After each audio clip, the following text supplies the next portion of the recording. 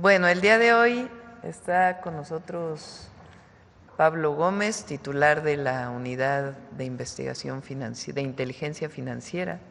Siéntense, por favor. Claudia Curiel, secretaria de Cultura, y está Bulmaro Juárez, que, como saben, todos los viernes, Suave Patria. El día de hoy Pablo nos va a platicar sobre este juicio que ocurrió en Estados Unidos, en donde el gobierno de México gana este juicio para que García Luna y su familia devuelvan una cantidad muy importante de dinero. ¿Cómo se llevó a cabo este juicio? ¿En qué consiste? ¿Cuál es la investigación? Que hay que darle el reconocimiento, ahora sí que honor a quien honor merece, porque esta es una denuncia que se puso en el periodo del presidente López Obrador y que en mucho desarrolló Rosa Isela Rodríguez como secretaria de Seguridad y Protección Ciudadana. Entonces Pablo nos va a platicar de todo ello y obviamente la UIF encabezando toda la denuncia. Después Claudia nos va a platicar porque el día de hoy fue recuperado el Parque Bicentenario. Ya está en manos de la Secretaría de Cultura y ella nos va a platicar cuáles fueron las razones, cuál fue el juicio que se llevó a partir de las instituciones del Gobierno de México. Y después vamos a que Claudia nos informe sobre México Canta, cuántos jóvenes, hombres y mujeres están inscritos, ya van muchísimos inscritos. Y después vamos a pasar unos videos de paisanos y paisanas del otro lado de la frontera, que están en Estados Unidos, hablando sobre este tema del impuesto a las remesas, que seguimos trabajando con ellos, con ellas, y desde aquí, para que se retire. Antes era 5, se aprobó con 3.5, pero nosotros no estamos de acuerdo, es injusto, además viola un convenio entre Estados Unidos y México y siempre vamos a proteger y apoyar a nuestros hermanos migrantes y a los más necesitados de nuestro país, que son quienes reciben estas remesas. Entonces vamos a hablar de estos 4 temas y luego pasamos a las preguntas y luego cerramos con Suave Patria. Pablo.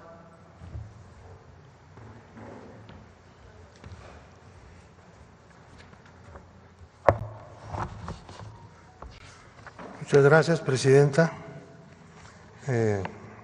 Buenos días a todas y todos ustedes. Como ustedes saben, una corte civil en el estado de Florida resolvió sentenciar a 2 personas que tuvieron una enorme relevancia en una trama corrupta durante los sexenios de Calderón y de Enrique Peña Nieto. Se trata de Genaro García Luna y de Linda Cristina Pereira. Ellos fueron sentenciados a pagar a México, que es el demandante, el gobierno mexicano, cantidades enormes de dinero que vamos a explicar de dónde proceden, qué significan, qué es eso que estamos viendo en cantidades muy grandes de dinero. Lo primero que tenemos que hacer es recordar que en el periodo de 2009 a 2018 se realizaron contratos en la Policía Federal, en el CISEN y en el organismo de prisiones, 30 contratos en total, por un total de $625,188,677 de los Estados Unidos y $93,866,666.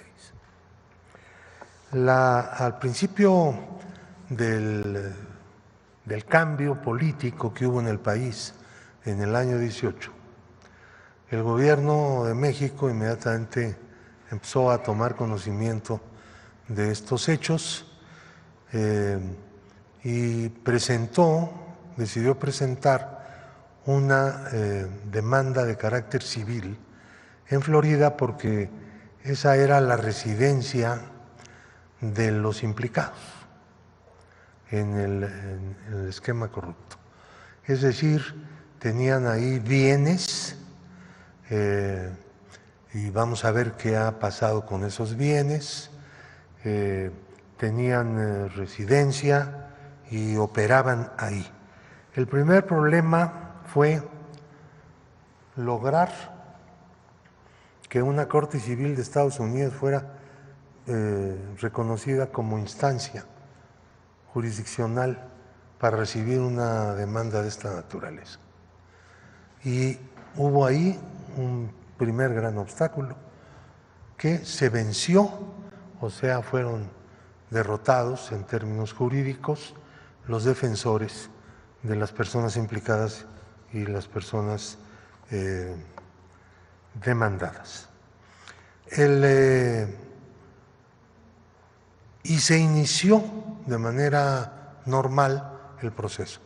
En la primera fase de este proceso, la juez encargada de esta corte resolvió que los bienes que habíamos encontrado a través de averiguaciones en Florida, que estaban a nombre de una empresa y del propio Genaro García Luna y de Linda Cristina Pereira, fueran de inmediato entregados al gobierno federal.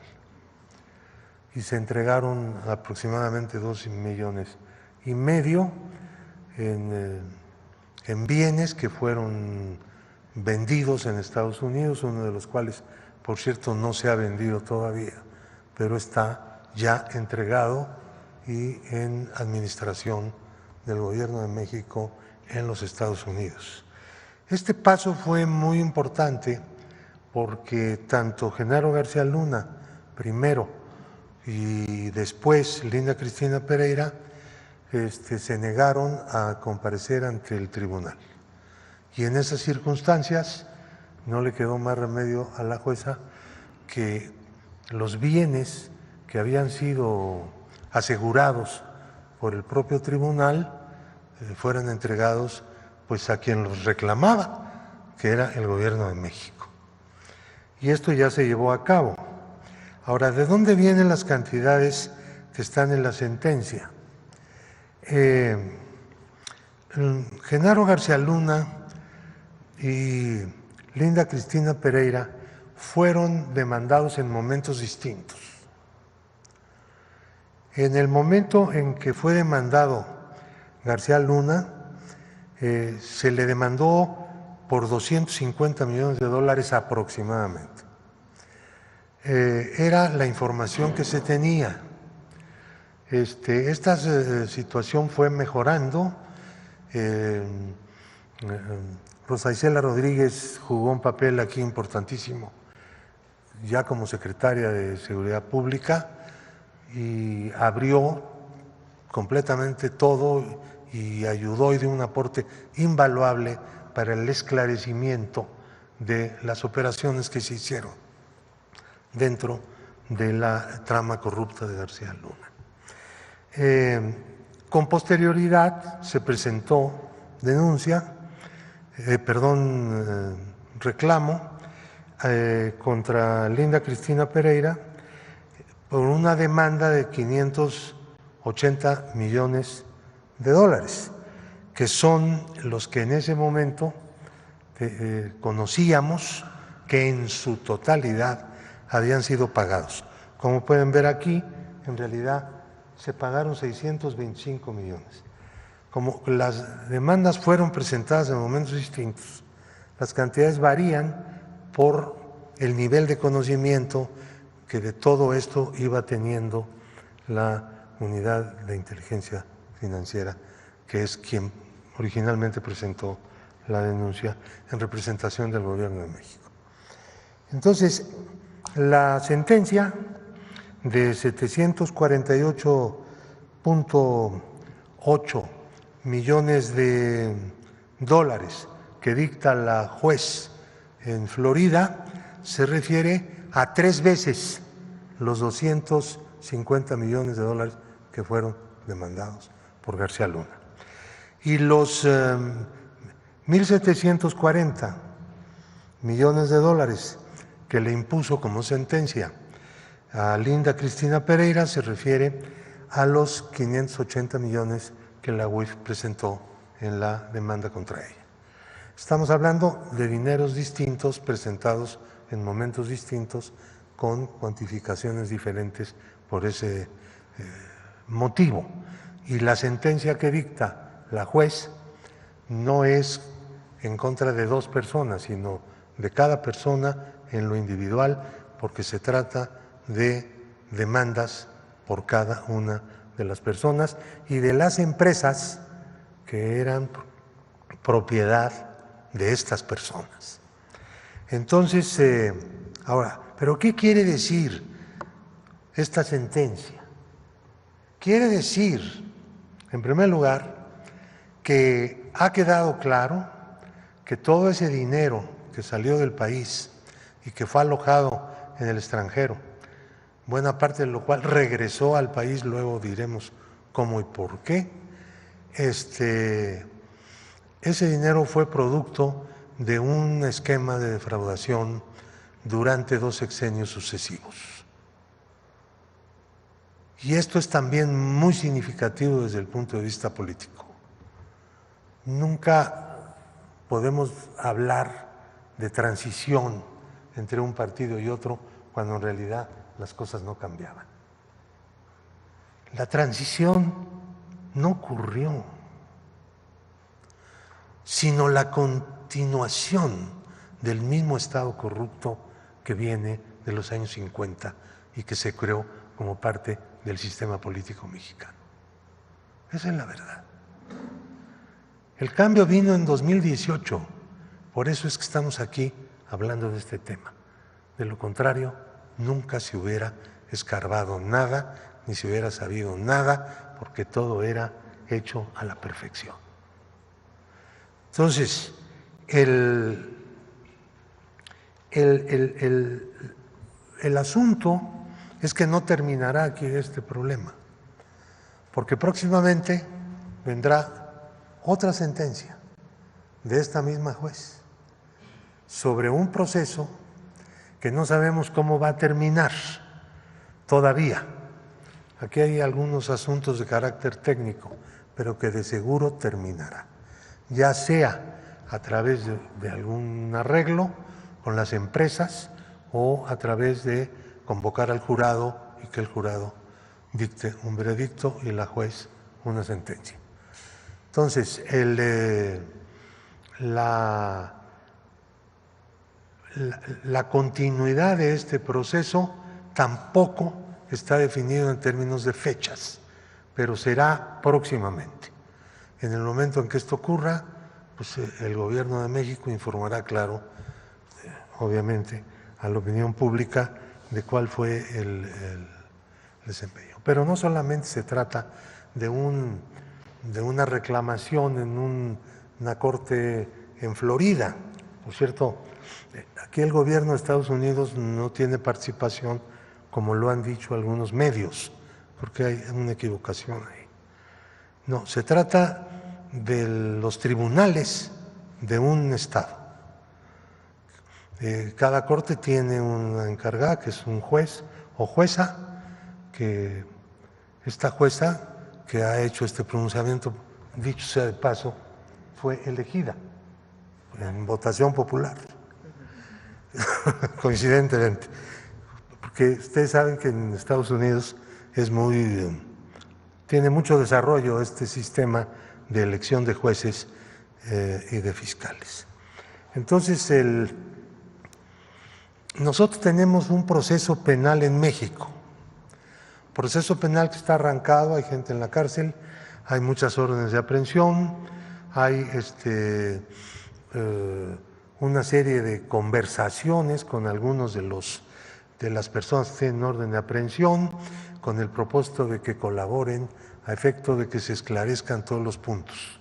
¿Qué es lo que se busca en los dos procesos? En el proceso civil de Florida, que va muy bien, como ya hemos visto, y en el proceso penal en México, que también va bien. La Fiscalía General de la República ha puesto todo su empeño, el fiscal se ha personalmente involucrado en esta cuestión, dirige, digamos, las operaciones,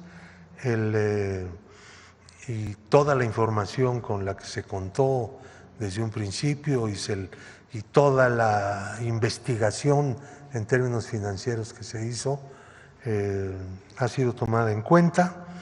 Entonces, pero ambas cosas nos van a llevar a algo en verdad muy relevante, que es conocer la historia de una trama corrupta como muchas otras que hubo en nuestro país y que quedaron ocultadas. No debemos desaprovechar esta enorme oportunidad para poder escarbar en la forma de operar de los delincuentes de cuello blanco, llamémosles así, por mencionarlos de alguna manera. Y como se trata de una operación transeccional, en que gobernaron dos partidos políticos que finalmente se aliaron, política y electoralmente, entonces toda una lección para las actuales generaciones y una forma, pues, de ver las cosas para las anteriores generaciones que vivieron el Estado corrupto en su apogeo. No dejar de luchar contra el Estado corrupto, no ceder, no darse por vencidos frente a las cosas. Miren, Linda Cristina Pereira, una persona que ha sido sentenciada a pagar una cantidad fabulosa de millones de dólares, la tercera parte por lo que fue demandada, perdón, tres veces, perdón, por lo que fue demandada. Y un tribunal… Mientras aquí le devolvieron las cuentas. Un tribunal, lo ha dicho la presidenta, un tribunal colegiado de circuito en México resolvió otorgarle el amparo y la protección de la justicia de la Unión, como se llama en la jerga judicial, a ella, para que pueda utilizar el sistema financiero mexicano libremente. Este contraste, esto nos dice cosas. Ustedes lo están entendiendo, la gente que nos escucha, entiéndela. Contraste. Tenemos un gran problema en nuestro país, pero vamos a resolverlo pronto. Y creo que el pueblo pues va a responder, porque se requiere a sí mismo. Es de los momentos históricos en los que un pueblo se requiere a sí mismo para resolver un gran problema. Solo me resta decir que estas resoluciones, estos procesos que están en curso, van a contarnos bien la historia y vamos a poder dar detalles de cómo se hicieron estas cosas, cómo se robaba el dinero público sin el menor temor de que alguna autoridad los fuera a reprimir o a hacer justicia. Este país necesita ser un país en donde predomine el Estado de Derecho, el Estado democrático de derecho, lo que se nos negó a las generaciones actuales y lo que en este momento está pues en la perspectiva de los grandes cambios que están ocurriendo. Pues ese es mi comentario. Gracias. Adelante, Claudia. Gracias. Con su permiso, Presidenta, muy buenos días a todas y a todos. Bueno, el primer tema es la recuperación de Parque Bicentenario, como lo mencionó la Presidenta. En ese sentido, nos dio la instrucción de evaluar el mejor uso y aprovechamiento de este espacio que es federal, y en coordinación con la Secretaría de Desarrollo Agrario, Territorial y Urbano, SEDATU, el Instituto de Administración y Avalúos de Bienes Nacionales, INDABIN, la Consejería Jurídica del Ejecutivo Federal y la Secretaría de Cultura, hicimos un trabajo coordinado para ver cómo se podría recuperar, por supuesto, para uso público. Y las razones de utilidad pública, por supuesto, reafirman el acceso a la cultura, el resguardo del patrimonio, tiene que ver también con el Plan Nacional de Desarrollo, del rescate de espacios públicos, y en ese sentido, todo bajo la norma nos asigna el espacio a la Secretaría de Cultura. ¿Qué es lo que vamos a hacer próximamente?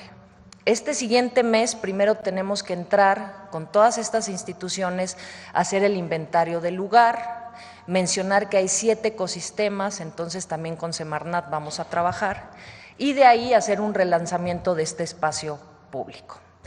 Esta concesión, para quienes no lo sabían, se otorgó en los últimos momentos de la administración de Enrique Peña Nieto, y era una concesión de un espacio federal maravilloso de 55 hectáreas, en la cual se cobraba a la empresa alrededor de $1,5 millones al año por poder operar un lugar que tiene muchas oportunidades de lucro, porque tiene muchos espacios para renta, para uso. Si bien hay un espacio público, hay una parte pública, pues gran parte de eso es de renta. Y ya después INDABIN, cuando entra este gobierno, incrementa la renta de manera mensual, pero sigue siendo insuficiente y sigue siendo un espacio para el usufructo de privados. ¿Qué es lo que vamos a hacer desde la Secretaría de Cultura? Recuperar este espacio en un esquema también mixto, como lo hablábamos con la Presidenta.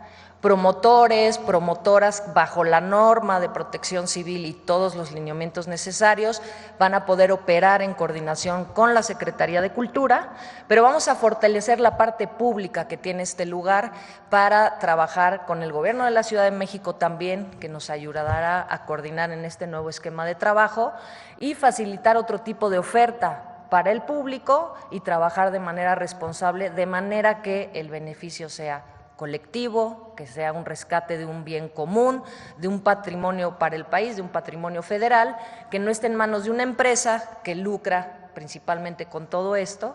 Entonces ese es un gran rescate, agradecerle muchísimo a todas estas instituciones que nos apoyaron y que hoy lo recuperamos. Entonces, muchas gracias, Presidenta, estaremos anunciando actividades, seguirá siendo un parque público y bueno, esa es la primer noticia. Y ya después vamos a hablar del avance de México Canta. Si nos ponen la presentación, por favor. Gracias. ¿Avanzamos? Bueno, como han escuchado, este festival binacional para jóvenes entre 18 y 34 años cierra sus inscripciones el próximo viernes. Por eso es importante hacer un llamado para quienes quieran participar. Las inscripciones siguen abiertas en mexicocanta.gov.mx. Las primeras etapas, como se ha mencionado, son a través de esta plataforma virtual y las finales serán de manera presencial. ¿Qué nos encontramos en este cierre a una semana? Hay alrededor de 10,415 inscritos, 8,017 en el país, en México, y 2,398 en Estados Unidos, mexicano-estadounidenses, jóvenes entre 18 y 34 años. ¿Avanzamos? Queremos mencionar cuáles han sido también los estados que más han participado para que no se queden atrás los otros. Hay gran música en todo nuestro país. El Estado de México tiene el mayor porcentaje, está con el 26% de participación, después Ciudad de México con el 23%, hay una gran participación de Jalisco, de Puebla, de Nuevo León, Guanajuato, Veracruz, Baja California, Michoacán, Chihuahua y por supuesto que participan todos los estados pero reitero, es una invitación para que no se queden atrás, toda la tradición también que hay en Oaxaca, en el sureste, por favor sigan aplicando. Es un concurso para compositores, compositoras o para intérpretes o para cantautores. Entonces, si no necesariamente ustedes componen su canción, pueden interpretar alguna y también hay espacio para todas y todos ustedes. En Estados Unidos, ¿avanzamos? Bueno, tenemos una gran participación en California, que es alrededor del 29%, Texas con el 21%, Carolina del Norte, Illinois, Washington, Oregon, Georgia, Utah, Arizona, Nueva York, y también hay participación de otros estados. Avanzamos, por favor. ¿Cuáles son los géneros? Esto es importante. El concurso tiene una amplitud, es libre de participar en los géneros que ustedes quieran. Queremos principalmente fortalecer las tradiciones, los géneros de este país, en sinergia, por supuesto, y mezcla con otros ritmos, como lo han hecho los jóvenes, como fueron los corridos tumbados, que son corridos con tradición mexicana, pero que cruzaron ritmos como hip hop, trap, que fue lo que hizo que tuviera tanta atracción entre los jóvenes, pero que el objetivo de este concurso es fortalecer la música, pero sin hacer apología a la violencia, al delito, y hablar de muchas otras cosas de las cuales han hablado nuestros compositores y compositoras a lo largo de la historia. ¿Cuáles son los géneros que han ahorita pegado más fuerte de las inscripciones? Banda tiene 2,450, el norteño, hay otros géneros, por supuesto, porque es libre, pueden participar, no tienen que ser únicamente los mencionados, es un concurso abierto. Campirano, mariachi, bolero, tropical, duranguense y mexicano contemporáneo. ¿Con qué otras fusiones de género lo están mezclando los jóvenes? Esto es importante si pasamos a la siguiente.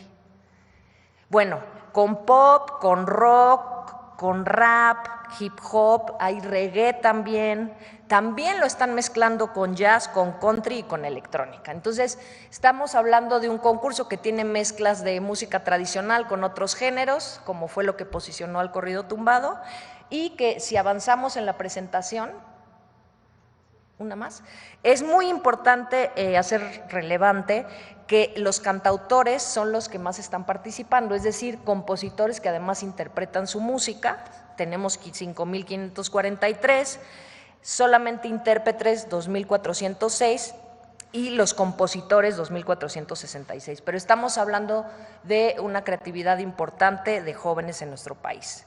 ¿Avanzamos?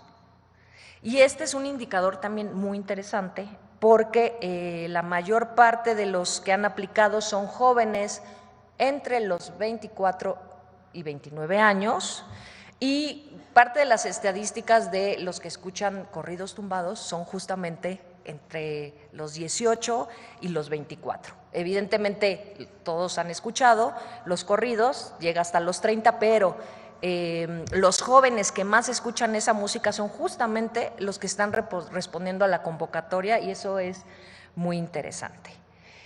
¿Avanzamos?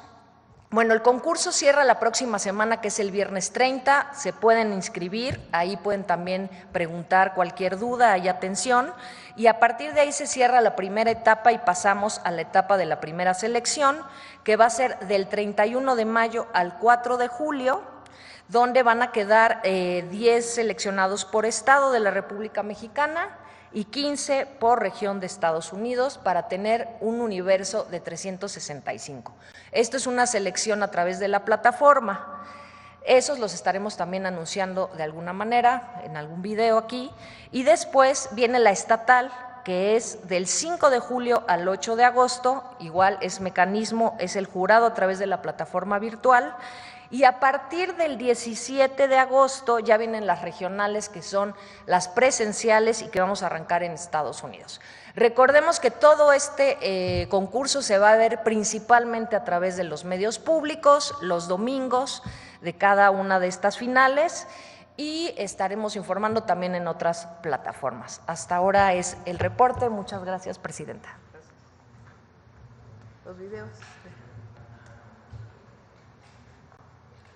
Son los últimos días para inscribirte al concurso musical México Canta. En México y Estados Unidos, miles de jóvenes crean música diariamente y esta iniciativa busca darles voz. México Canta es un proyecto del Gobierno de México a través de la Secretaría de Cultura, en colaboración con el Consejo Mexicano de la Música. Este concurso binacional tiene como objetivo fomentar narrativas musicales que eviten la apología a la violencia, enfocándose en letras que hablen de amor, dolor y el orgullo nacional.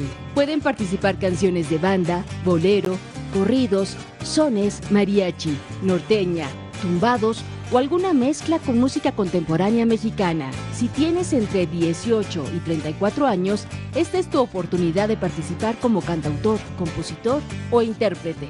Recuerda que la duración máxima de las canciones es de 3 minutos.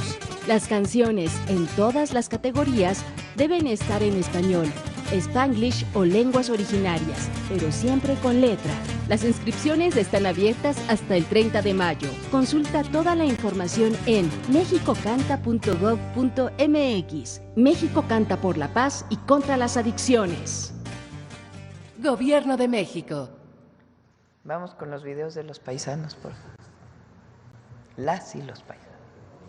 Buenos días, respetable presidenta Claudia Sheinbaum y al querido pueblo de México. Mi nombre es Jessica Costa y soy orgullosamente mexicana e inmigrante en Estados Unidos con más de 20 años en la industria de la construcción y con 14 años como fundadora de mi propia empresa, Environmental Consulting Services, o ECS, especializada en el cumplimiento ambiental para proyectos de construcción aquí en Denver.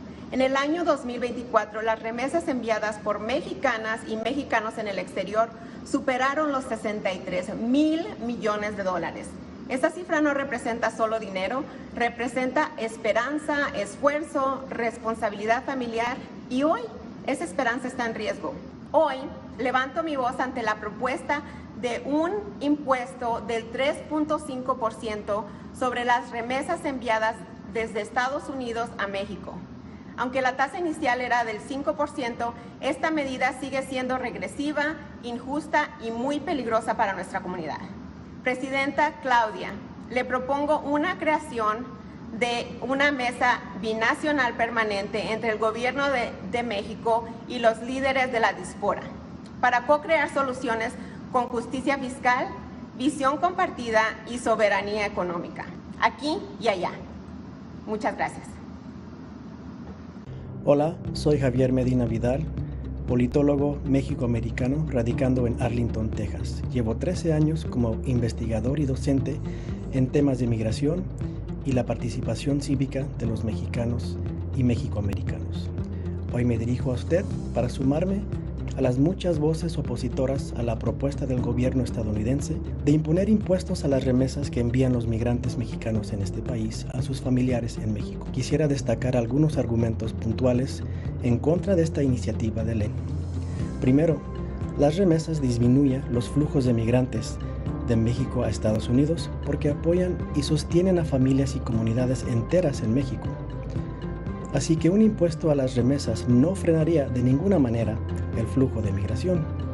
De hecho, fomentaría la migración porque quitaría una parte importante del estímulo económico local a niveles bastante contundentes en muchas zonas del país. Segundo, restarle poder adquisitivo a los migrantes en Estados Unidos por cobrarle un impuesto innecesario sería bastante dañino para el crecimiento y la estabilidad económica estadounidense. Tercero, cuando los migrantes mexicanos en Estados Unidos envían remesas a México, ese dinero se usa para comprar productos elaborados en Estados Unidos para su exportación. Estas exportaciones crean empleos en Estados Unidos. Y de los miles de millones de dólares que cobran los bancos y las instituciones remesedoras estadounidenses, ese es dinero que se queda en Estados Unidos. Entonces, esta iniciativa de cobrar este impuesto hace menos rentable el negocio de hacer estas transferencias para muchas empresas estadounidenses. Esas razones, entre muchas más, nos obligan como sociedad binacional a rechazar esta iniciativa. Muchas gracias. Hola, soy Carla Colín, presidenta de la Cámara de Comercio Latina del Condado de Boulder, aquí en Colorado. Hoy quiero hablarles sobre una propuesta que afectaría directamente a nuestras comunidades, un cargo del 5% a las remesas enviadas fuera de los Estados Unidos.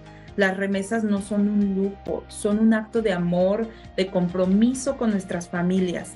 Este tipo de medida representa una carga adicional para quienes ya hacen sacrificios para ayudar a sus seres queridos.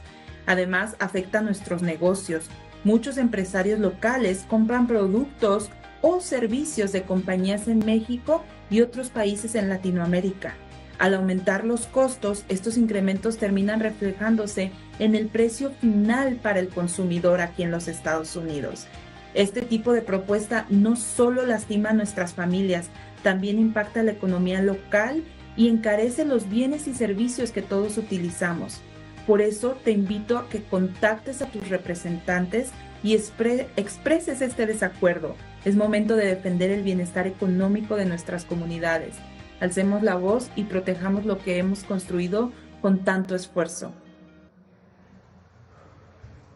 Bueno, no al impuesto, a las remesas. Invitamos de nuevo a nuestros paisanos y paisanas a que envíen mensajes por redes sociales, correos electrónicos, cartas, ahora a los senadores y senadoras, porque pasa al Senado en los Estados Unidos, para que no haya impuesto a las remesas, y nosotros pues vamos a seguir trabajando. Se va otro equipo esta semana que viene a hablar con senadores, senadoras, y también hablar con nuestra comunidad del otro lado de la frontera para seguir trabajando para evitar que haya este impuesto. Bueno, vamos a las preguntas. Acá. Muchas gracias, Presidenta. Celsin Juárez, de noticiasdefrente.com. Preguntarle, después de este informe y lo que acaba de anunciar el titular de la UIF, Pablo Gómez, ¿cuál es su opinión sobre este caso, ahora que se confirma que García Luna y su esposa pues tienen que pagar más de 2.488 millones de dólares, más que un triunfo del Gobierno de México, un triunfo del pueblo? ¿Qué mensaje le envía? Porque buscan al final justicia por este desfalco que hizo en sexenios anteriores. Fíjense, estos son contratos que se hicieron con empresas de García Luna a través de intermediarios o de empresas en donde el propio García Luna era parte y su esposa, en donde compraban algo o el gobierno a través de distintas instituciones y había sobrecosto exagerado, que fue un modus operandi durante muchos años de la forma de utilizar recursos públicos para volverlos privados, o sea, corrupción. Lo relevante es que un tribunal aquí no reconoce esto y dice a la esposa de García Luna que puede retirar su dinero, que se descongelen las cuentas, que libremente puede utilizar ese recurso. Entonces, la UIF decide ¿hace cuánto tiempo fue el juicio? Cuando se pone el juicio allá en el juzgado civil. No, para poner el juicio allá en Estados Unidos fue en 2021. Decide poner el juicio en un juzgado civil en los Estados Unidos y da todas las pruebas. Y acaba de resolverse, pues, de que en efecto ese recurso tiene que ser devuelto al erario público. Entonces, hay justicia. Porque el problema no solamente es de este personaje, su vinculación con la delincuencia organizada, sino que además, después de que salió del gobierno, seguía haciendo negocios con recursos públicos, cosa que no se trató en el juicio de García Luna en Estados Unidos porque no permitieron que esa parte entrara, solamente la parte cuando él fue servidor público, funcionario público, porque servidor público no fue, que servidor público quiere decir servir al pueblo y él se sirvió a sí mismo. Entonces, es muy importante. Y aun cuando siga el procedimiento, es un resultado muy importante, porque es un reconocimiento de que en efecto había un modus operandi de esta persona con funcionarios del gobierno de Calderón y de Peña Nieto para utilizar recursos públicos para beneficio privado. Entonces es muy importante este resultado. Presidenta, en este contexto, durante un acto convocado por la Fundación Ultralibertad y Desarrollo en Oviedo, España, manifestantes gritaron asesino, corrupto y narcopresidente al exmandatario Felipe Calderón. Le reclamaron justo su presunta complicidad con el narcotráfico, su papel en el fraude electoral del 2006 y bueno, el aumento de la desigualdad durante su gobierno. Fue justo el presidente cuando García Luna hacía todo esto. ¿Qué nos puede decir al respecto? Bueno, sobre la manifestación, pues siempre que haya respeto a las personas, pues libre manifestación. Pero lo que es un hecho es que veamos a Calderón. Calderón primero llega con un fraude electoral. En realidad es un presidente espurio. Eso va a quedar grabado en la historia de México. Calderón no llegó por el voto popular, llegó por un fraude. Entra al gobierno, porque hay que recordarlo, porque hay muchos jóvenes. Entra al gobierno y el mismo mes que entra prácticamente al gobierno, va a Michoacán, en donde él es originario, y decide, vestido de militar, que viene una guerra contra el narco y se desata una violencia tremenda en México, que todavía, aunque los opositores digan lo que sea, seguimos viviendo las consecuencias de aquella terrible decisión. Y resulta tiempo después que al que puso al frente de esa guerra, recuerden que guerra es permiso para matar. Cuando uno declara guerra en su propio país, quiere decir que no se cumplen las leyes normales, sino que se está en estado de excepción. Por eso le puso guerra.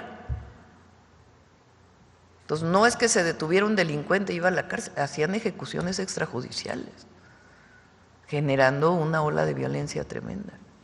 Bueno, resulta que al que puso al frente de esa operación, hoy está preso en Estados Unidos por estar vinculado con un grupo delincuencial, del cual se benefició económicamente.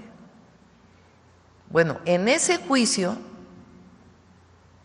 por razones procedimentales o no sé de qué tipo, no se tomó en cuenta esta otra parte de todos los beneficios que hizo, porque él puso empresas de seguridad que daban asesoría y vendían equipos después de que salió de la Secretaría de Seguridad Pública del gobierno de Calderón. Bueno, después de eso Calderón se va a vivir a España cuando sale y allá milita en grupos de ultraderecha.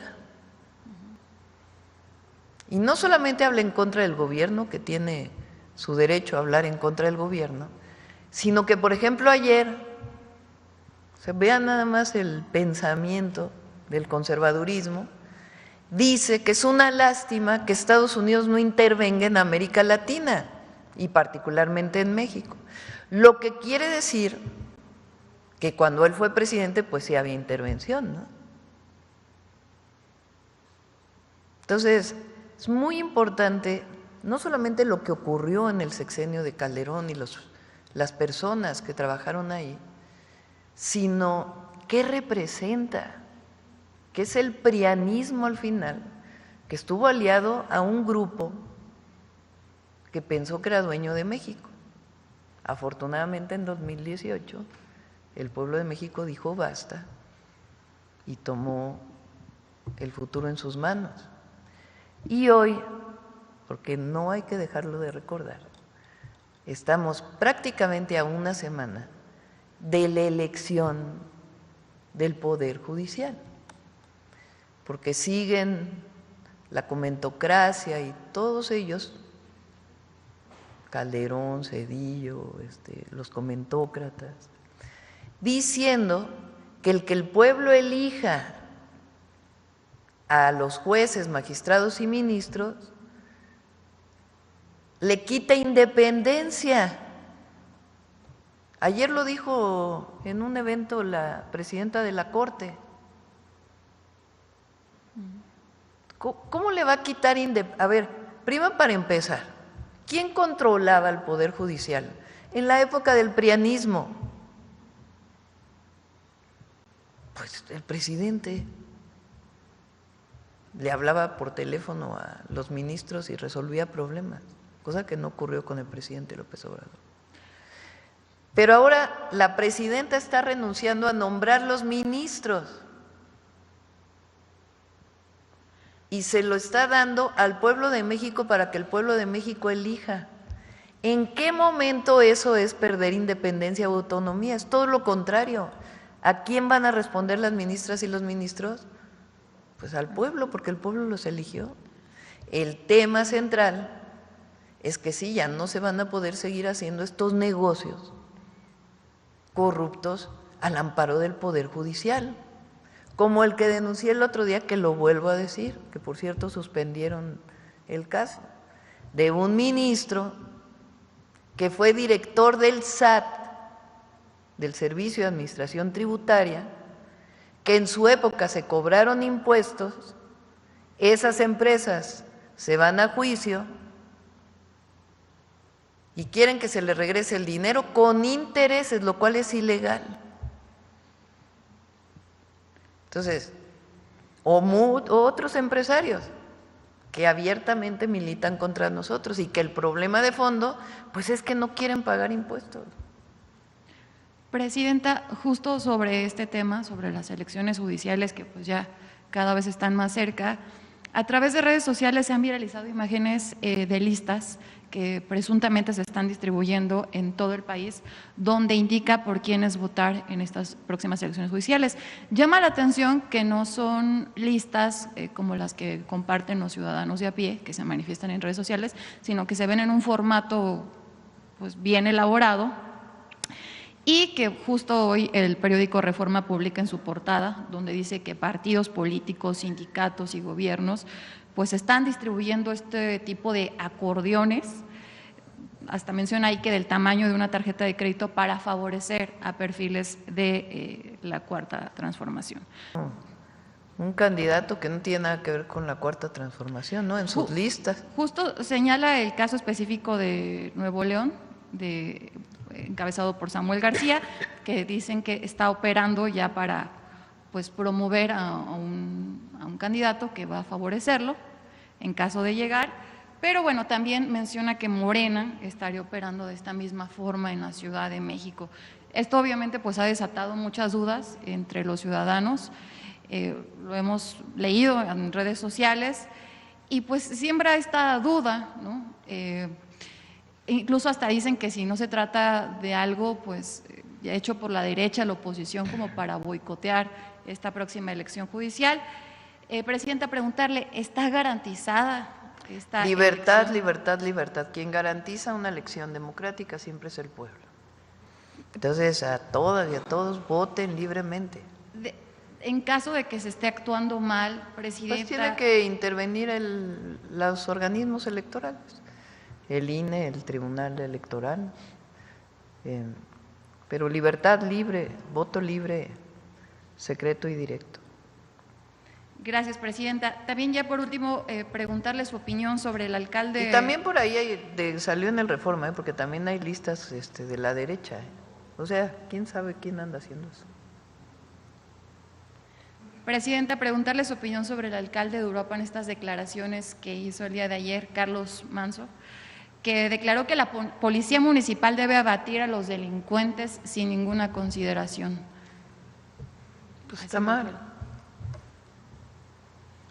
Estado de Derecho. O sea, para una persona que comete un delito, pues hay un sistema penal acusatorio en México. Y lo que tiene que haber es una carpeta de investigación, una detención en flagrancia y pruebas que permitan determinar si la persona es culpable o no. Entonces, lo otro es regresar a la guerra contra el narco y eso no. Eso tuvo un costo y sigue teniendo un costo muy grande en nuestro país. Gracias, Presidenta. Acá. Doctora Carlos Guzmán, de 4 Media Telecomunicaciones Veracruz. Déjeme quitarme la orejera, los teléfonos para acá abajo. Pues de inicio quiero preguntarle a don Pablo Gómez, hablaba de una próxima sentencia y del otro caso que se tiene en contra de Genaro García Luna. Si nos puede aclarar o dar algún avance de esta investigación que acaba de mencionar hace un momentito, por favor.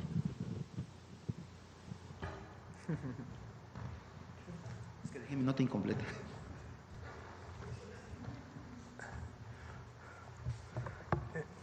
En relación con la próxima sentencia del Tribunal de Florida, se va a pronunciar en contra de las empresas que se utilizaron en la trama de García Luna.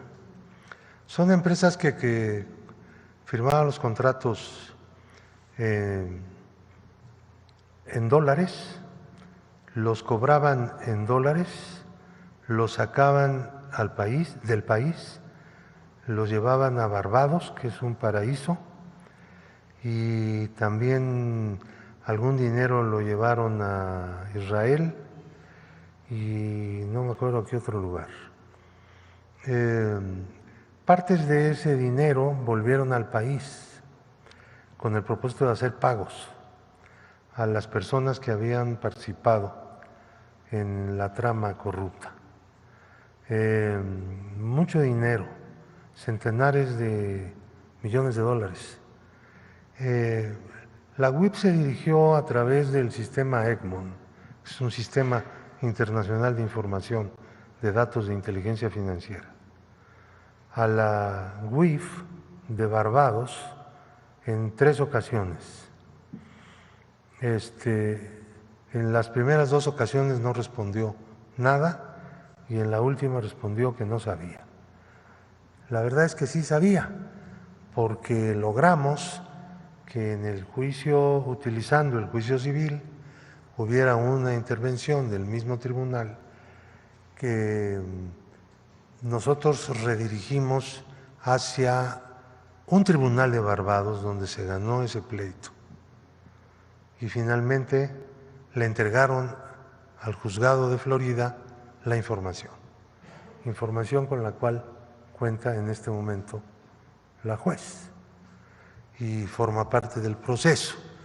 Adicionalmente, la UIF también obtuvo información de las operaciones de traslado de dinero, transferencias hechos porque se usaron bancos mexicanos para llevar a un Occidental Bank en Barbados, que ni siquiera es de Barbados, tiene su sede en Colombia y trabaja en otros lugares, ¿no? Son bancos lavadores, son bancos que se utilizan por los sistemas de lavado de dinero. La lucha internacional en este momento pues, debe estar básicamente dirigida en contra de los paraísos financieros y fiscales y por una transparencia y una colaboración internacional en la lucha contra el lavado de dinero, porque eso es luchar también en contra de la delincuencia, en todos sus aspectos y niveles. Entonces, y yo creo que en este caso también se dio. Tenemos algo que yo quiero hacer una especie de descripción meticulosa de cómo el modus operandi de este sistema que se usó para lavar el dinero del pueblo de México, esconderlo, que es producto de operaciones ilícitas. Entonces, mostrarlo y mostrarlo por todos lados, en el mundo entero, decir, miren, vean este caso y piensen cuántos otros han pasado frente a ustedes y no se pudo lograr algo muy concreto.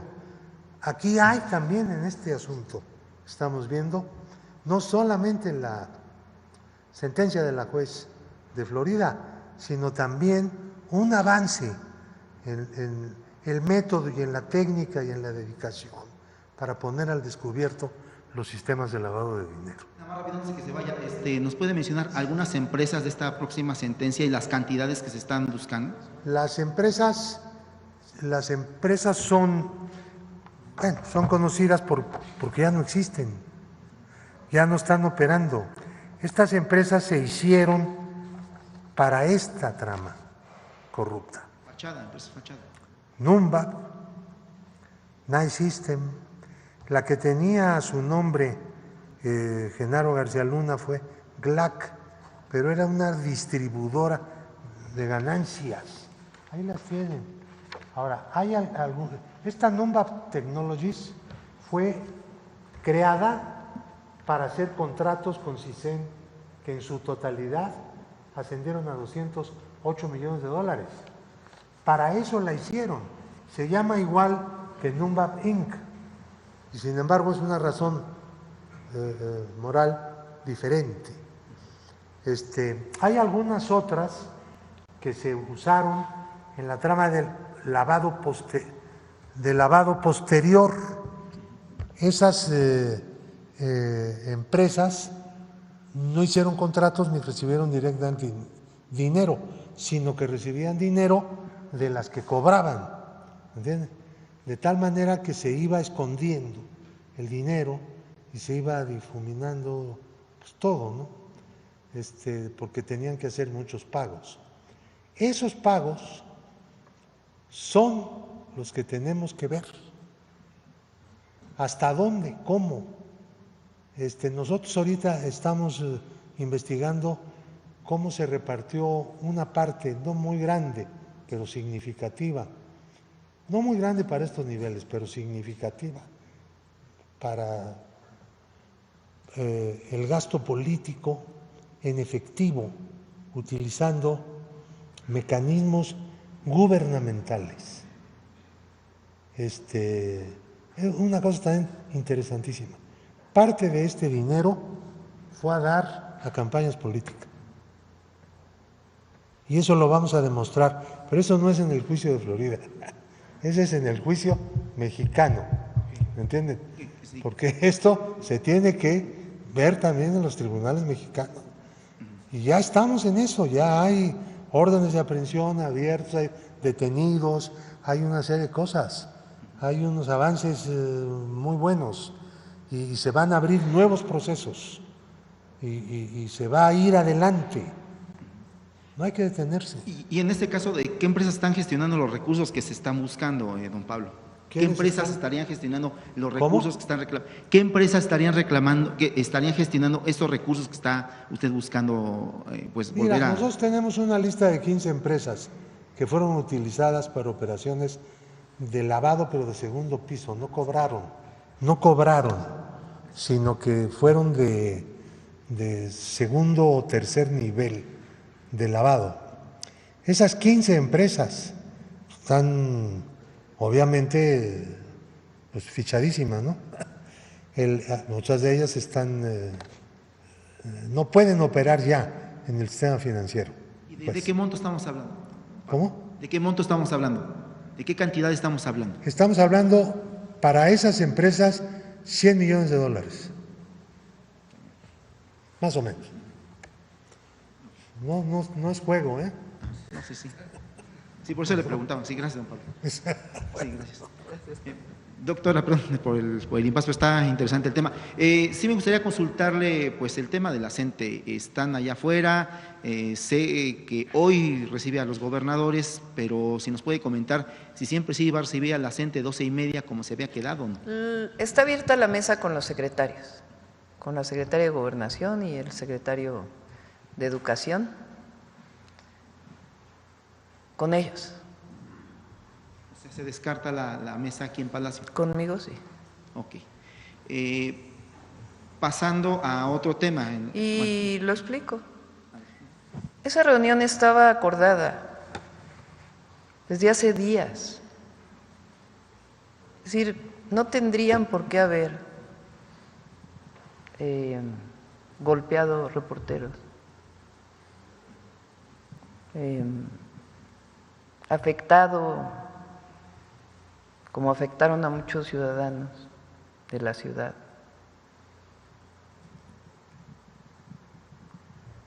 Con actividades que además, porque nosotros estamos de acuerdo con la libertad de manifestación, eso siempre. Pero ¿para qué hacen todo eso? Para reunirse conmigo si ellos ya sabían que se iban a reunir conmigo el viernes. Entonces, o sea, hay cosas que no están bien. Entonces el diálogo sigue abierto. Al nivel más alto, porque es la secretaria de Gobernación, el secretario de Educación Pública, que los van a recibir. Pero en estas condiciones me parece que ¿para qué se reúnen conmigo?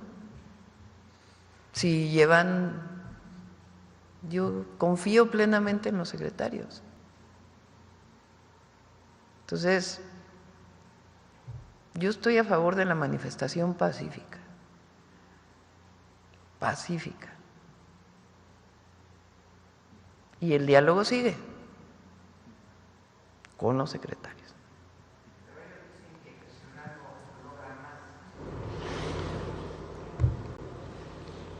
Pero, o sea, nosotros ya dijimos, lo que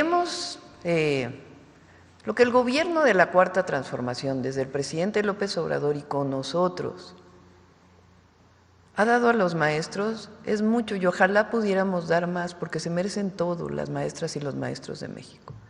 Pero hay veces que hay limitaciones presupuestales. Entonces, no puede soportar el presupuesto del gobierno de México un aumento del 100%. Pero además, porque ustedes saben para qué está yendo la mayor parte del recurso público, para los programas de bienestar. Es decir, los programas de bienestar hoy tienen un presupuesto de 850,000 millones de pesos, entre lo que está la pensión universal para adulto mayor, y además son derechos establecidos ya en la Constitución, además de los nuevos programas de bienestar. Es decir, el presupuesto es para la gente, para el pueblo, directo, sin intermediarios. Entonces, en esta condición, pues se da un 9% de aumento salarial, ahora más un 1% adicional en septiembre. Es un aumento que es más del doble de la inflación. Segundo, se congela la edad de jubilación. Eso representa, para que ustedes tengan una idea, alrededor de 60,000 millones de pesos en diversos años. Hay un año nuestro que esta congelación va a representar alrededor de 20,000 millones de pesos, 2027. O sea, porque cuando te jubilas antes, pues hay recurso adicional, porque hay que contratar maestros del jubilado y aparte la pensión o el retiro. Entonces, el congelamiento. Además, pues durante el periodo del presidente López Obrador, casi 1 millón de basificaciones. Y además, este régimen muy importante, que quizá no se ha entendido, que es el Fondo de Pensiones para el Bienestar. Para todos los maestros y maestras y para todos los que son parte del Instituto Mexicano del Seguro Social y todos los trabajadores del Estado, si están en cuentas individuales y reciben, producto de la ley del 2007, una pensión, si ganan 15,000 pesos, salario medio de un maestro, 16,000 pesos. Y la cuenta individual a la hora de su retiro les iba a dar 4,000 pesos. El Fondo de Pensiones para el Bienestar, de manera solidaria, le da lo correspondiente de manera automática para que tenga siempre y se jubile siempre con el salario medio del IMSS.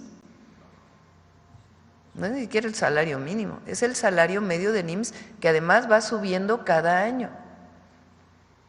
Entonces, para aquellos que iban a recibir 6,000 pesos, pues no, ahora van a recibir 18,000 pesos. Y algunos que ganan más, pues tendrán su jubilación de acuerdo a su retiro. Entonces, esto además de otros temas que se hicieron durante el gobierno del presidente López Obrador.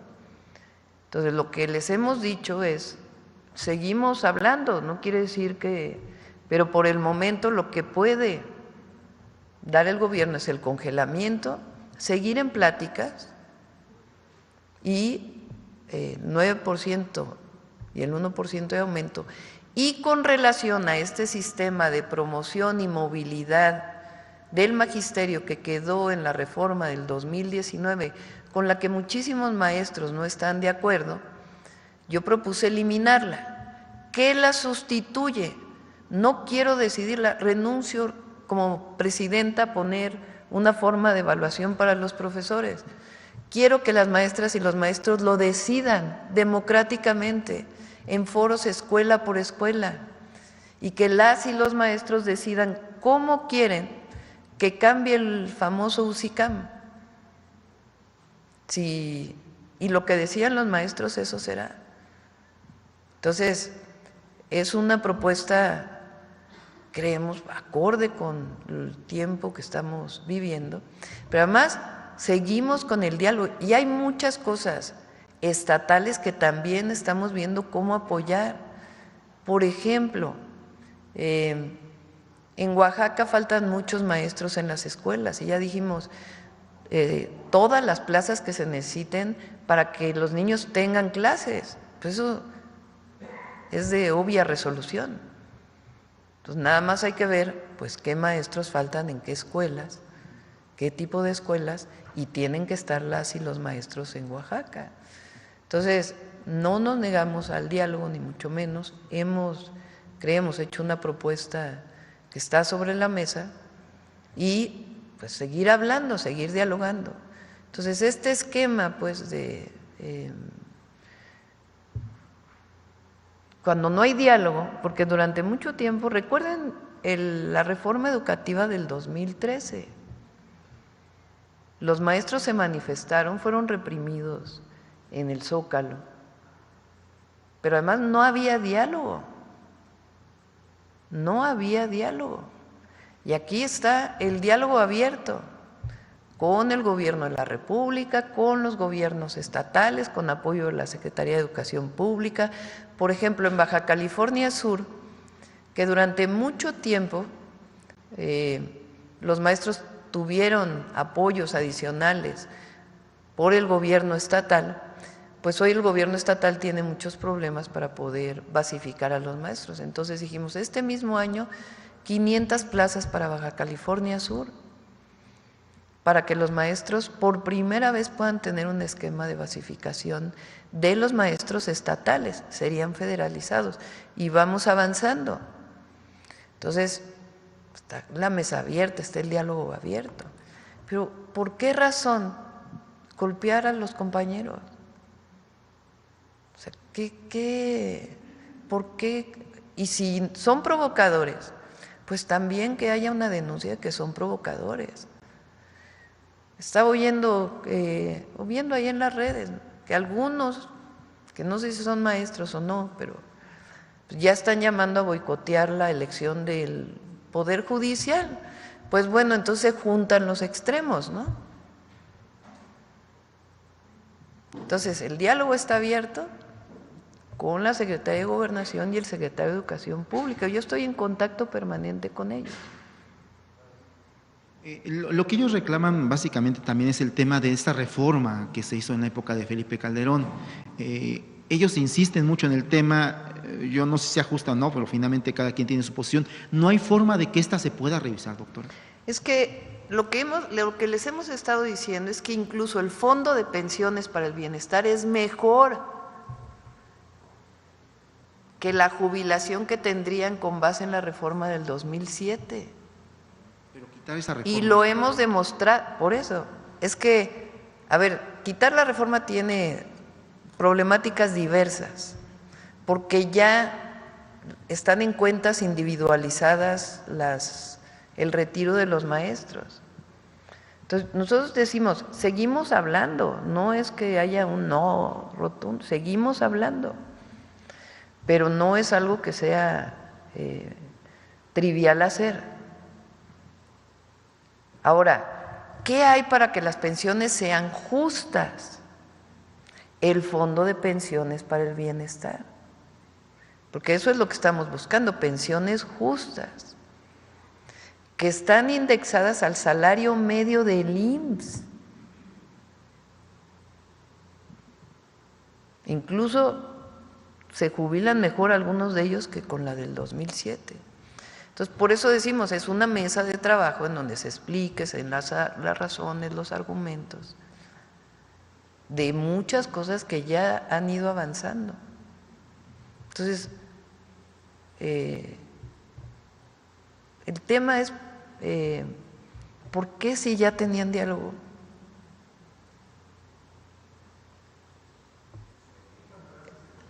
Golpean a los reporteros para pedir diálogo, si hay diálogo.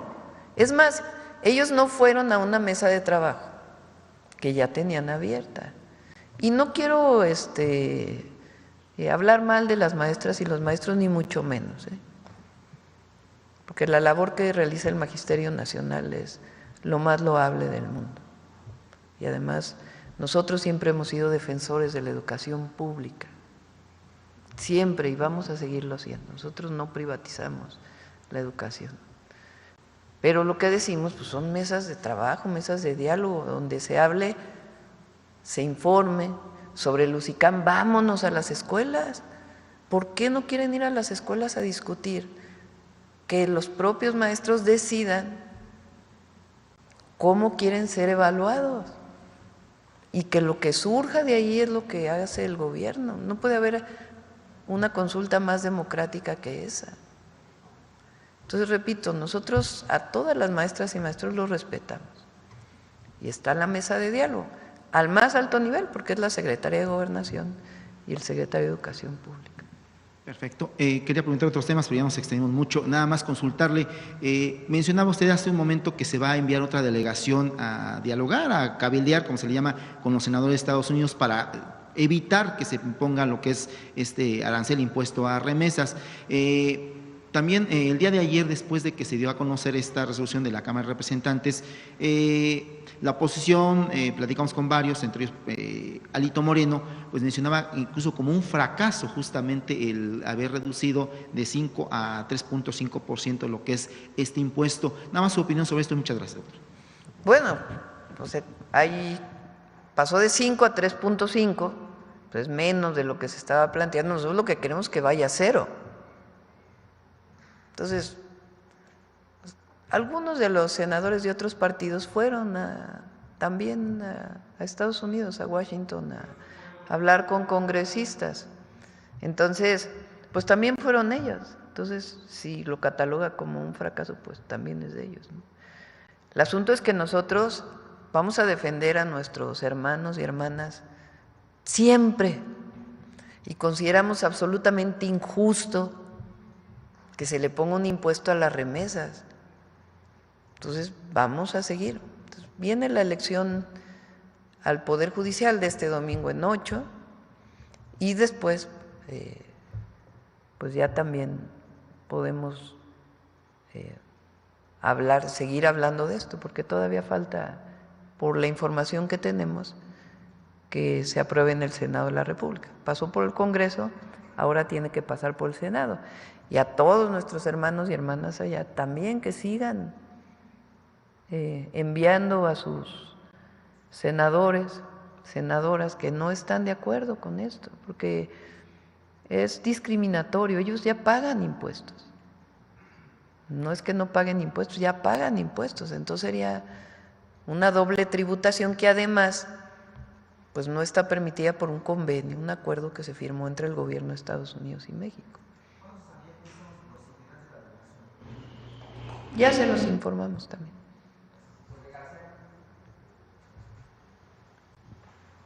Gracias, presidenta. Máximo Allende para El Soberano. Preguntarle, porque de pronto cerca de 2.500 millones de dólares suena un número muy rimbombante, si lo trasladas a pesos son cerca de 48,000 millones de pesos. ¿Para qué alcanza, presidenta, con ese dinero que se va a recuperar ahora? Pues bueno, que fue extraído ya. Son 2.500 millones de pesos. De dólares. 2.500 millones de dólares, 48,000 millones de pesos. Sí. ¿Para qué alcanza, presidenta, con 48,000 millones de pesos? Pues, por ejemplo, es todo el programa de pensión Mujeres Bienestar, en un año. O sea, el que todas las mujeres mexicanas de 60 a 64 años reciban un apoyo que en este momento es de 1.500 pesos bimestrales, pues representa más o menos esa cifra, 50,000 millones de pesos. Ahora, en el marco de este proceso electoral del Poder Judicial, hemos aprendido… Para trenes estamos invirtiendo, por ejemplo, el tren a Pachuca, si mal no recuerdo, son 48,000 millones de pesos, justo, o sea, nos alcanza para todo el tren. Podríamos decir que García Luna se robó un tren completo, ¿no? Sí, pero las vías, el balasto, lo que le pagas a los trabajadores, sí. En ese marco, presidenta, en el mismo tema, sobre la reforma al Poder Judicial, hemos aprendido todos los mexicanos, me parece, de a poco, cómo es que se da el proceso judicial en México, el juez de distrito, el circuito colegiado y luego las salas de la Suprema Corte. En Estados Unidos, ¿cómo es el proceso? ¿En qué etapa está esta sentencia que ha emitido este circuito, entiendo, en materia civil? Si nos pudieran…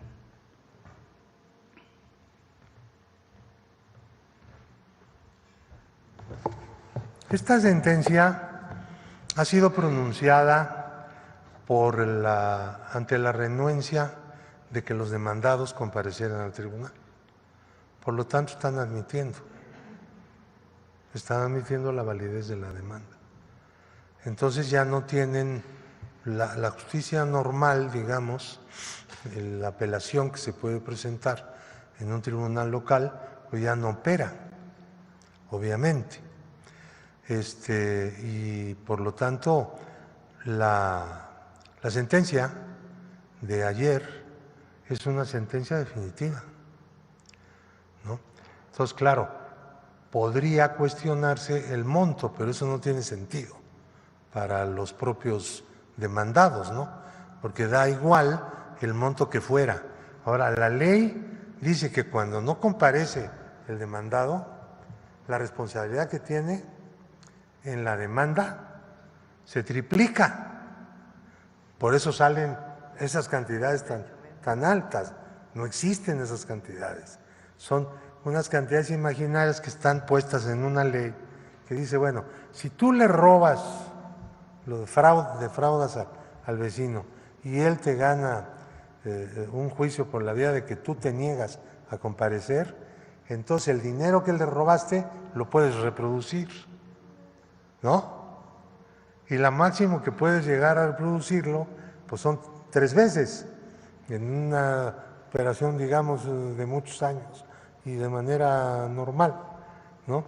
Y por lo tanto pagas 3 veces lo que te están demandando para evitar que la renuencia a participar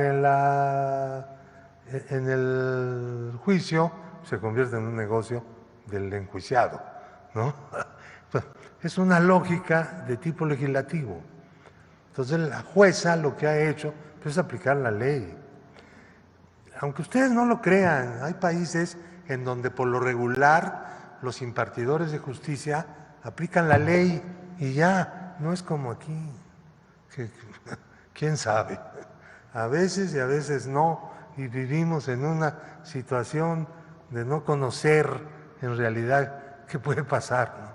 No hay una seguridad jurídica nunca, te pueden salir con lo que sea, ¿no? Bueno, comentario pertinente, diría yo, con permiso.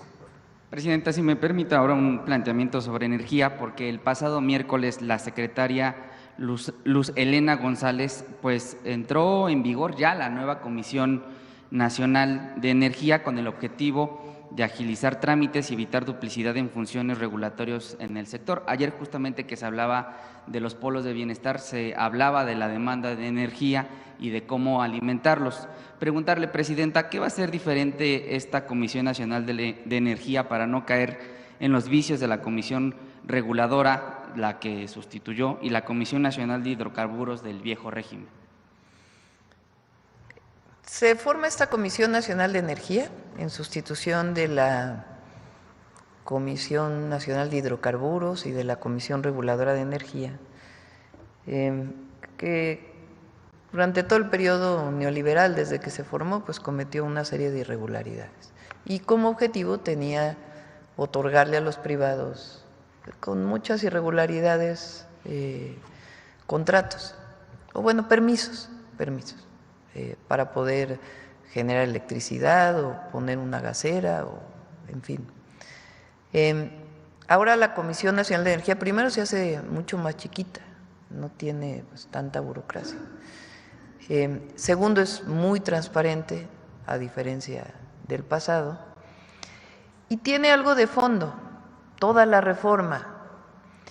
La reforma que se hizo primero en el 92 con Salinas de Gortari, luego la que trató de hacer Zedillo en el 99 para privatizar el sector eléctrico, luego la que se hizo con Calderón en el 2008, los contratos que dio Fox de generación independiente y de autoabastecimiento, y ya para cerrar la reforma energética del 2013, su objetivo era privatizar, es decir, que prácticamente desapareciera Pemex, Comisión Federal de Electricidad, las pusieran a competir en supuestamente igualdad de circunstancias en un mercado, para que los privados pudieran invertir. Y además, ser contratados por Pemex o por CFE. En este proceso, Pemex acabó con 4 subsidiarias y como 40 filiales. Imagínense una empresa con 40 filiales, pública. Bueno, se llamaba Productiva del Estado, porque a ellos les daban ronchas cada vez que se hablaba de lo público. No, ahora es una empresa pública del Estado. Y CFE también la dividieron en pedacitos. Lo que antes eran direcciones generales en CFE, pues ya por regiones, por sectores. Entonces está en este momento dividida en pedacitos. La reforma que se hizo constitucional, que dice que las empresas públicas no pueden considerarse monopolios, número 1. Eso quiere decir que CFE puede generar más del 50%. 54% es lo que se establece ya en las leyes secundarias. Y Pemex tiene prioridad para la explotación de petróleo o de gas. Si Pemex no lo hace, pues entonces ya lo podrá hacer un contrato mixto o un contrato privado, y también en un porcentaje establecido. Entonces, estas leyes lo que hacen es reconocer la empresa pública que se perdió con la reforma del 2013.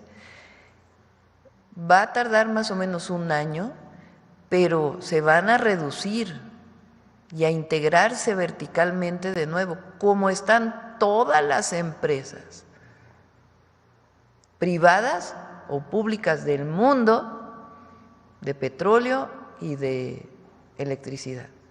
Entonces se va a recuperar su integración, que sean más pequeñas, que no gasten tanto, y la Comisión Nacional de Energía pues va a poder determinar si un privado quiere generar en ese 46%, cómo lo puede hacer y bajo qué condiciones. Y van a estar las reglas perfectamente determinadas. Y también estamos buscando que estos contratos de autoabasto que se generaron durante todo el periodo neoliberal, que son ilegales, pues se pongan en orden y que quiten todos sus amparos, porque están amparadas, y que entren pues a las nuevas normas. Entonces es una visión completamente distinta a la del periodo neoliberal. Por último, Presidenta, son los ideólogos de pues lo que han denominado la Marcha Nacional Domingo Negro, es Aguilar Camín, es Silva Gerso, bueno, también está incluido… ¿Ellos se están llamando a la marcha? Ellos son los ideólogos porque se dicen decepcionados, dicen que no van a votar en este proceso electoral, que es una elección arreglada, etcétera. Y bueno, es el discurso justamente que una cuenta de Twitter, fíjese, 54 seguidores tiene y ya confirmó que en 11 ciudades de la República se va a replicar esta marcha. Esta cuenta de 54 seguidores de Twitter, Resistencia Civil Actívica y Pacífica, pues convoca el 1 de junio a manifestarse aquí en Ciudad de México. Pues son estos ideólogos los que han promovido justamente el no votar, como lo haría, por supuesto, en su momento Ciro Murayama, siendo consejero del INE, decía en su momento que pues no votar era un acto de protesta en contra de la revocación de mandato. Al respecto, preguntarle, Presidenta, su opinión sobre esta convocatoria. Llama a Vicente Fox a salir a las calles, no a votar, sino a manifestarse el 1 de junio. Y bueno, pues sobre esta convocatoria, toda vez que ya estamos a días de la jornada electoral. Gracias, Presidenta. México es libre. Pueden ejercer su derecho. Luego no vayan a decir que somos autoritarios, eso sí. México es libre y pueden ejercer su derecho a la manifestación, pueden llamar a no votar, ese es su derecho, pero la decisión de que cambiara, se transformara profundamente el Poder Judicial a partir de la elección popular, que además hay que decirlo, en muchos estados de los Estados Unidos así es, incluso las cortes estatales se eligen por voto popular en muchos estados. O sea, esto de que no existe en ningún lugar del mundo no es cierto. Entonces, ¿a qué llamamos nosotros? A votar, fíjense, a ejercer libremente el derecho al voto. A eso estamos convocando. Hay otros que no están en su derecho, pero el pueblo de México decidió el 2 de junio del 2024 no solamente votar por la presidenta, sino votar para que hubiera cambios constitucionales, porque fue nuestra consigna durante toda la campaña, no hay sorpresas. Y la gente decidió pues que siguiera la transformación profunda de nuestro país. Y la gente va a salir a votar. Se dicen demócratas, pero llaman a no ejercer el derecho ciudadano. Presidenta, por cierto, usted ya ubicó su casilla, ¿nos puede comentar? Sí, está, bueno, aquí en el centro. Luego les aviso el lunes dónde vamos a votar. Sí. Gracias, Presidenta. Acá, Carlos. Buenos días a todas y todos. Carlos Navarro de Heraldo Media Group. Presidenta, ¿qué llamado le haría a los jóvenes a participar en este concurso de México Canta para cambiar la narrativa de las canciones que hoy en día se escuchan en el país? Pues que participen, es una muy… es una acción colectiva, cultural, para promover la canción mexicana y al mismo tiempo, pues para cambiar la narrativa de la apología de la violencia en la música. Entonces yo creo que va a tener mucho impacto, no solamente por la participación, 10,000, ya se inscribieron más de 10,000 en México y en Estados Unidos, sino que además, no sé si después del concurso ya se puedan abrir toda la música para que se escuche, para que todos podamos escuchar a todos los músicos mexicanos que se inscribieron al concurso, a lo mejor aunque no hayan pasado al siguiente proceso de selección, pero que se escuche masivamente, porque eso nos va a ayudar también a que no haya Recuerden que en mi caso yo no estoy de acuerdo con la prohibición. Yo lo que creo es que más bien hay que promover la paz y el amor y el desamor, las canciones de todo tipo. No hay que promover el desamor, hay que promover el amor, pero que se cante sobre cualquier tema que no tenga que ver con la apología de la violencia. Presidenta, tras las sentencias en Nueva York y Florida, ¿Genaro García Luna actuó solo? ¿Fue el único beneficiario de este esquema de corrupción? Bueno, pues tiene que determinarse, pero está asociado a una serie de empresas donde hay también personas que fueron parte también de este proceso. Él tenía un jefe en este caso. ¿Perdón? Él tenía un jefe cuando era secretario sí, pero eso lo tiene que determinar el juicio. O sea, nosotros no acusamos previamente, sino pues, que siga la investigación. Preguntarle, Presidenta, hay 8 millones de niños en el país sin clases por este paro de la coordinadora. ¿Cuántos? 8 millones de niños afectados por este paro. No, son mucho menos. O sea, la mayor parte, no quiero además, digamos, parecer, es lo que está pasando en México. O sea, la mayor parte de un porcentaje importante de las escuelas de Oaxaca, un porcentaje menor pero importante de las escuelas de Zacatecas, algunas escuelas en Chiapas, algunas escuelas en algunos otros estados, pero la gran mayoría están en clases. Aquí en el centro histórico, alrededor de 30,000 comercios han resultado afectados con pérdidas de 6,000 millones de pesos. ¿Qué decirle a los empresarios que están viendo afectados por esta situación? Pues sí, lo sabemos. México es un país libre. Nosotros no vamos a caer en ninguna provocación y además no creemos en la represión. No, esa no es la forma en que nosotros actuamos. Y es el diálogo, pero un diálogo también, pues, abierto. Incluso una encuesta publicada hoy en el Heraldo de México de Question Mark señala que el 78% de las personas rechazan estos bloqueos por las afectaciones que han generado los maestros, Presidenta. Pues sí, es probable que esto sea así. Entonces, nosotros no vamos a reprimir. Y está abierta la mesa de diálogo. Pero tampoco estamos de acuerdo con algunas formas que, si no son ellos, algunas personas, porque tampoco se han deslindado, pues han utilizado. Entonces, nosotros nos manifestamos muchas veces, muchísimas, incluso en apoyo a la gente. Nos manifestamos muchísimas veces en el periodo en que estábamos en la oposición, pero siempre fue pacífico, siempre. Entonces, el diálogo lo tienen abierto. Entonces, ahí está la mesa de diálogo con la Secretaría de Gobernación y el Secretario de Educación Pública. Incluso ya había contingentes que se dirigían al Aeropuerto Internacional de la Ciudad de México. ¿Le han dado algún reporte sobre esta movilización o algo? Pues no sé en este momento cómo esté.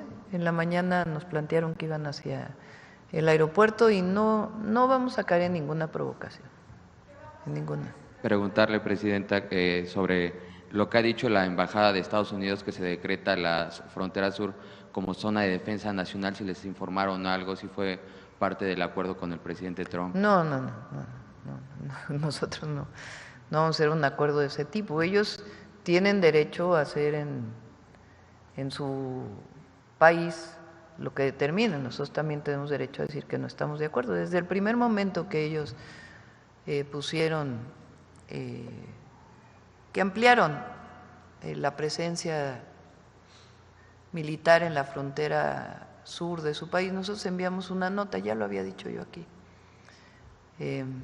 diciendo que pues respetábamos lo que ellos hicieran en su país, pero pues que recuerden siempre la soberanía territorial. Y nosotros, la migración es un tema social fundamentalmente. La gente no migra por gusto en general, migra por necesidad. Y siempre vamos a plantear que la mejor manera de atender La migración es con cooperación para el desarrollo, es apoyando a las comunidades en donde la gente migra por necesidad. Es la manera más humana y que da más resultados. Entonces, siempre va a ser esa nuestra posición. Pero bueno, ellos están, nosotros tenemos derecho a decir que no estamos de acuerdo, pero ellos han tomado esa decisión de poner más presencia militar en su frontera sur para evitar la migración. Nosotros creemos que la orientación debe ser distinta y lo planteamos siempre, pero de ninguna manera nosotros, imagínense, vamos a acordar una cosa así. Muchas gracias, buen día a todas y todos. Sí. Lo que sí hay un acuerdo es en el tema de seguridad. O sea, los 10,000 guardias de la Guardia Nacional que están en la frontera norte nuestra están en coordinación para incautación de droga, de armas, etcétera, etcétera. Eso sí hay coordinación. Acá ya para cerrar. Gracias, Presidenta. Buen día. Juan Pablo Guerrero, de Canal del Congreso. Ayer concluyeron en el Senado de la República estos conversatorios sobre la reforma a telecomunicaciones y radiodifusión. ¿Usted considera que con este ejercicio ya se despeja toda duda de que esta iniciativa pues mantenía intenciones de censura? Nunca fue la intención censurar, nunca, jamás, pues si no creemos en eso. Un artículo que tenía una orientación para coadyuvar al SAT y otras instituciones frente a cosas que están en otras leyes, lo pusieron así los compañeros que redactaron la ley, pero para quitar cualquier cosa de censura desde el primer día dijimos no, que se elimine ese artículo. Entonces, no, ya dijimos cuál es el objetivo de esa ley, que pueda haber una empresa que en igualdad de circunstancias pública pueda proveer de Internet, que haya derechos de las audiencias, que las radios comunitarias y particularmente indígenas tengan todas las posibilidades para desarrollarse, en fin, todo esto que planteamos sobre la ley. No he visto la redacción final porque la están redactando en el Senado, pues espero poderla tener pronto. Presidenta, también en este ejercicio, activistas por derechos digitales pues manifestaron su preocupación por dos aspectos, principalmente el Registro Nacional de Usuarios de Telefonía Móvil y también pues la facultad que se da o que se otorga a concesionarios para que guarden datos hasta por 2 años. ¿Se previene o se tendría que prevenir o contener algún mecanismo para evitar pues violaciones a la privacidad de las personas? Esa parte tiene que ver con que viene también en la ley de seguridad que todavía está en el Senado. Para comprar un chip, que por cierto en algunos casos es solamente de una empresa, pero bueno, para comprar un chip uno no tiene que dar su nombre de un teléfono en una tienda. Entonces esto no tiene nada que ver con ver las conversaciones, no. Tiene que ver con que para comprar un chip te registres con tu nombre.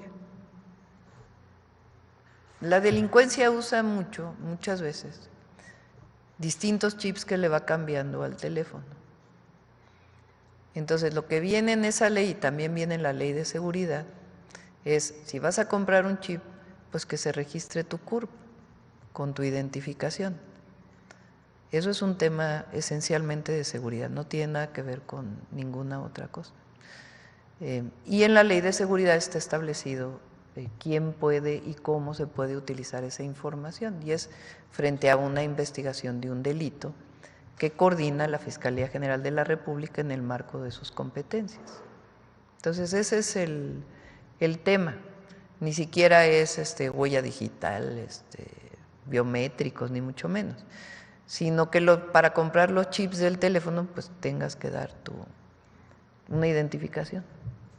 Ese es el asunto. Presidenta, también consultarle si en estos esfuerzos que se van a hacer en el Senado americano por la negociación de eliminar este impuesto a las remesas, ¿usted cómo valoró el trabajo de las y los senadores mexicanos que fueron allá pues también a intentar que no pasara este proyecto? ¿Usted vería bien que continuaran los esfuerzos de legisladores mexicanos? Sí, muy bien, que sigan yendo, que hablen ahora con los senadores. O sea, este trabajo que se hizo, pues logró bajar de 5 a 3.5. ¿Estamos de acuerdo con eso? No, nosotros queremos que se elimine. Pero bueno, porque ayer un escándalo de que si se consideraba un triunfo. No, nosotros queremos que se desaparezcan cualquier impuesto a las remesas. Pero bueno, hay que considerar que escucharon y lo bajaron de 5 a 3.5, pues hijos. Pero no estamos de acuerdo con que siga el 3.5, tiene que ser 0. Pues no queremos que las remesas tengan impuestos porque es injusto, porque viola convenios y porque además va en contra de la gente más pobre, que es quienes reciben las remesas y viven de ello. Entonces, si quieren cobrar impuestos, pues que se vayan a otro lado, no a los más pobres de México. Entonces, eso no estamos de acuerdo y vamos a defender siempre a nuestros hermanos migrantes y a las personas que reciben una remesa promedio, nada más promedio, así dividiendo el número de remesas entre alrededor de 14 millones de personas que reciben remesas en nuestro país, de acuerdo con los envíos, pues es más o menos de $380 mensuales. O sea, estamos hablando de casi 8,000 pesos mensuales. O sea, es como poco menos de un salario mínimo. Entonces, pues sí es un ingreso importante para muchísimas familias. Entonces, no, ¿por qué se le va a retirar el 3.5 de eso que envían si ya los mexicanos que están allá ya pagaron impuestos? Porque pagan impuestos por consumo y pagan impuestos por trabajo. Por último, Presidenta, solo consultarle, ¿qué temas para un eventual periodo extraordinario tendría interés el Poder Ejecutivo? Ya lo vamos a informar, son como 22 leyes, que tienen que ver muchas que se quedaron pendientes, como por ejemplo la ley del Sistema Nacional de Inteligencia e Investigación para la Seguridad Pública, la ley del Sistema de Seguridad Pública, la ley de búsqueda y del registro de población, que fue la que presentamos y que se ha estado discutiendo con los colectivos de familiares de buscadores, está la de telecomunicaciones, está el nuevo organismo antimonopolio que sustituye a la COFESE, están varias leyes de la Guardia Nacional que están pendientes de aprobarse, que son producto de la reforma constitucional para que la Guardia pasara a Secretaría de la Defensa.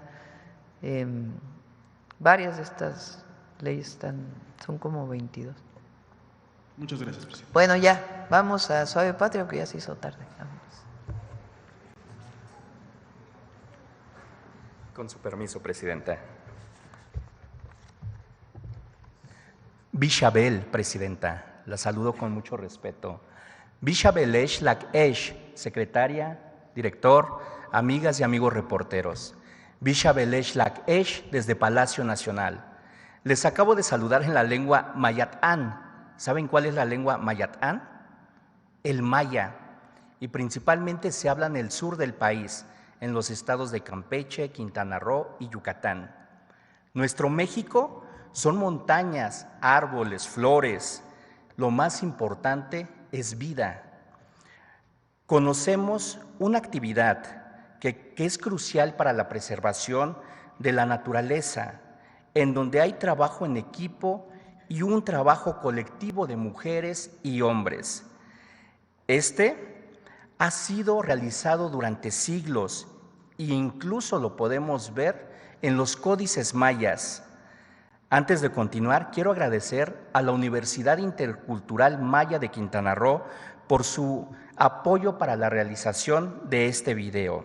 Ahora sí, para saber de lo que estoy hablando, con su permiso, Presidenta, amigas, amigos, les invito a ver la siguiente cápsula.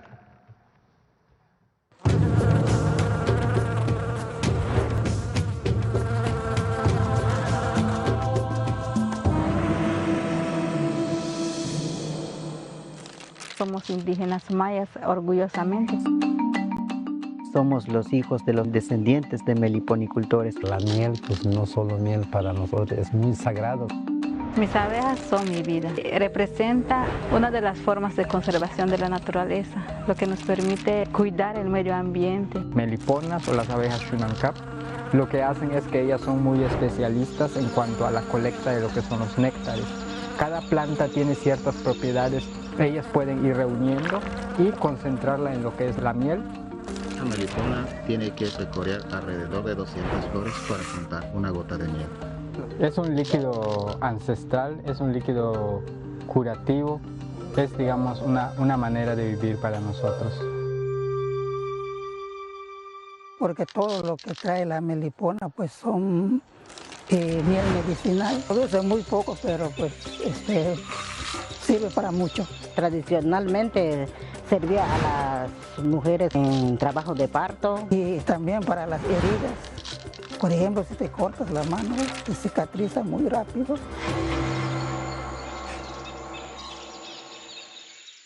Para nosotros la miel y las meliponas en especial representan la continuidad de la memoria de nuestros abuelos. Siento una emoción muy grande porque gracias a mi papá aprendí a valorarla. Mis hijas son las que nos ayudan a conservar aquí el hábitat de las abejas, les gusta. Me siento feliz porque yo voy a ser la que voy a tener las abejas. Voy a recordar todo lo que me enseñó mi abuela para hacerlo con las abejitas. Que el consumidor sepa lo importante y trascendental que son las mieles de las abejas nativas, que cuando consumes miel, consumes la selva, consumes una gran diversidad de plantas, que cuando te llevas esta miel a tu mano, a tu boca, estás contribuyendo a la participación de los meliponicultores en el campo, estás contribuyendo a conservar su cultura, su lengua, sus saberes, sus tradiciones, el ecosistema, y por eso estamos esperando que los mexicanos levanten la mano y consuman este producto. Personas que están cuidando las abejas, los indígenas aquí de esta zona, allí en cada gota de miel, ahí estamos nosotros.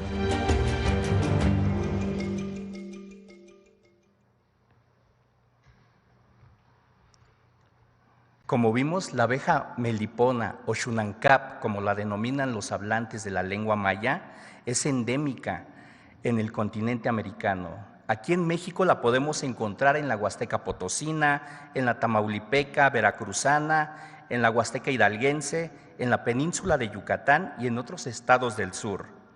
Gracias a las y los meliponeros, meliponicultores, por hacer esta gran tarea, porque ayudan a cuidar nuestra naturaleza y porque vimos, y como vimos en esta cápsula, la miel es sagrada. En las comunidades mayas es un líquido ancestral, es un líquido vital, nutritivo y sobre todo curativo. La miel de las abejas meliponas no solo es algo sabroso, es consumir una diversidad de plantas. Recuerden, en cada gota de miel se encuentran las comunidades y los pueblos originarios, se encuentran su cultura, se encuentran sus saberes y sus tradiciones, porque lo que está hecho en México está bien hecho. Nip Olal, Presidenta. Nip Olal, Lakesh, a todas y a todos. Muchas gracias. Gracias.